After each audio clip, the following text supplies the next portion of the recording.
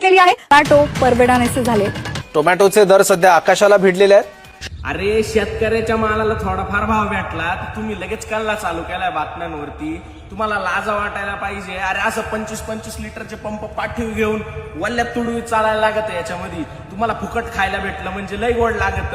अरे शेतकऱ्यांच्या पण पोरांचे काही स्वप्न असतील. मी एक शेतकऱ्याचा पोरा काय, माझं वय 22 आहे. तुम्हाला वाटत असेल काही गोष्ट, अरे तुम्हाला वाटतं का तुमच्याच पोरांनी बारी बारी फोन घेतले पाहिजे, बारी बारी गाड्या घेतल्या पाहिजे? आम्हाला काही भावना नाही का? आमचे काही स्वप्न नाही का?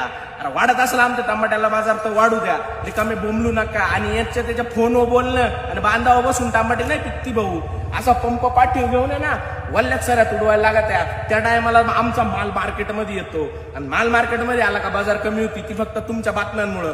आणि सर्वात महत्वाची गोष्ट, आपले शेतकरी पण एक ठिकाणी चुकताय.